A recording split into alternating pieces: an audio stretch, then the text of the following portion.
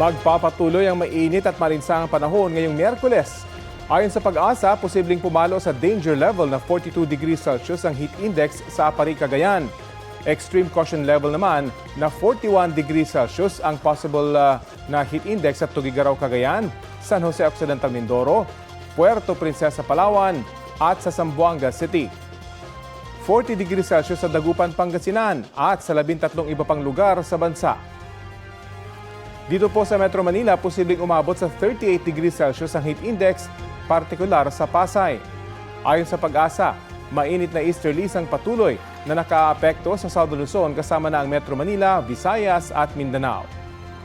Samantala, kung hindi magiging maulap sa inyong lugar, posible niyong masilayan ng Lyrid meteor shower. Masasaksiyan ang peak activity ng meteor shower mula 9:17 mamayang gabi hanggang pasado alas 5 madaling araw bukas. Sabi ng Pag-asa, posibleng makakita ng hanggang 18 bulalakaw kada oras.